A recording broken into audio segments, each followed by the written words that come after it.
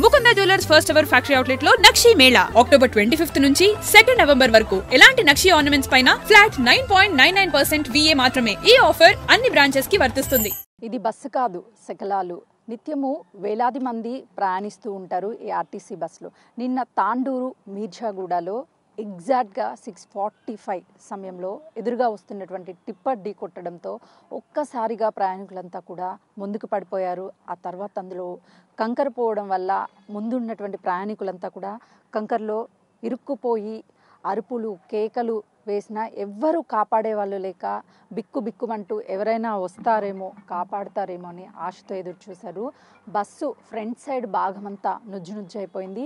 Driver ఎక్కడైతే కూర్చుంటాడో ఆ పార్ట్లోనే ఎగ్జాక్ట్గా టిప్పర్ అంతా ముందుకు దూసుకొచ్చింది. లోపల ఉన్నటువంటి ప్రయాణికులు రెప్పపాటు క్షణం అంటే కనురెప్ప వేసే లోపే ఆ ప్రయాణికులంతా కూడా నుజ్జు అయిపోయారు. ఈ సీట్స్ మొత్తం ఇక్కడ డ్రైవర్ కూర్చున్నటువంటి భాగము కనీసం మనకి ఆనవాళ్ళు కూడా కనిపించడం లేదు. మొత్తం నుజ్జు అయిపోయింది. ఇక్కడే డ్రైవర్ కూర్చొని ఉన్నాడు. ఆ టిప్పర్ రావడం వల్ల మొత్తము డ్రైవర్ అప్పటికే నుజ్జు అయిపోయి చనిపోయాడు. లోపల అంటే ఈ రైట్ సైడ్ ఉన్నటువంటి భాగం అంతా సీట్స్ ఆనవాళ్ళు కూడా మనకి ఎక్కడ కనిపించడం లేదు. పైకప్ అంతా కూడా నుజ్జు అయిపోయింది. లోపల ఎవరైతే లెఫ్ట్ సైడ్ ఉన్నటువంటి ప్రయాణికులు ఉన్నారో వాళ్ళకి కొంతమేరకు చిన్న ఇంజూరీస్ అయ్యాయి. కానీ ఆ టైంలో కంకర్ అంతా వాళ్ళ షోల్డర్ వరకు వెళ్ళిపోయింది.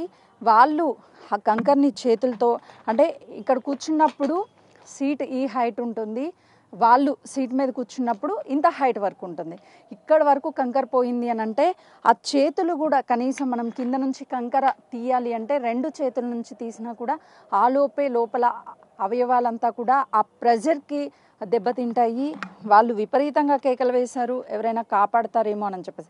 అప్పటికే అటువైపు వెళ్తున్నటువంటి పోలీసులు అక్కడికి చేరుకొని వెంటనే ఆ కంకర్ని తొలగించడం, జేసీబీని తీసుకొని ఇవి అన్నీ కూడా చకచకా అయిపోయాయి. ఈ బస్లో రెగ్యులర్గా కూడా వేలాది మంది ప్రయాణిస్తూ ఉంటారు. ఎన్నో గమ్యస్థానాలను చేర్చినటువంటి ఈ బస్సు 19 మందిని మాత్రము తిరిగి రాని లోకాలకి చేర్చిందనే చెప్పవచ్చు. ఎక్కడ కూడా ఈ బస్సుల్లో ప్రయాణించేటప్పుడు ఇలాంటి ఘటనలు జరిగితే చలించిపోతూ ఉంటాము. కానీ నిన్న ఈ ఘటన కళ్ళ ముందే జరగడంతో ఆ ప్రయాణికులంతా కూడా చనిపోయిన అటువంటి వాళ్ళని కాపాడుకోలేకపోయామని ఒకవైపు బాధ, మరొకవైపు వాళ్ళని వాళ్ళు కాపాడుకోలేకపోయాము అన్న బాధ మరోవైపు. అంటే చివరి కూర్చున్నటువంటి ఎవరైతే ప్రయాణికులు ఉన్నారో వాళ్ళకి మాత్రము ఏమీ అవ్వలేదు. ఈ సీట్లు కూడా మనం చూస్తే సేమ్ యాస్టీస్గానే ఉన్నాయి. ఇక్కడ స్టెప్స్ ఉండడము, ఇక్కడ కొంతవరకు హైట్ ఉండడం వల్ల ఎవరికి ఎలాంటి ప్రమాదం జరగలేదు. ఎమర్జెన్సీ గేట్ ఏదైతే ఉందో ఆ గేట్ వరకు కూడా మొత్తము కంకర రాళ్లతోనే నిండిపోయింది. మనకి ఇప్పుడు ఈ బస్సు ఇక్కడికి తీసుకువచ్చినప్పుడు మొత్తం కూడా స్క్రాప్ అంటే శకలాలే కనిపిస్తున్నాయి. ఎక్కడ బస్సు ఆనవాళ్ళు మనకు కనిపించడం. ఒకసారి నేను ఈ బస్సు ప్రమాదానికి కారణమైనటువంటి టిప్పర్ని కూడా చూపించే ప్రయత్నం చేస్తాను. ఆ టిప్పర్ అనడం కన్నా కూడా 19 మంది ప్రాణాలను తీసినటువంటి వాహనం అని చెప్పడమే అనుకోవచ్చు. ఒకసారి ఆ టిప్పర్ ముందు భాగం చూస్తే ఎంతగా నుజ్జు అయిపోయిందో మనకు కనిపిస్తుంది.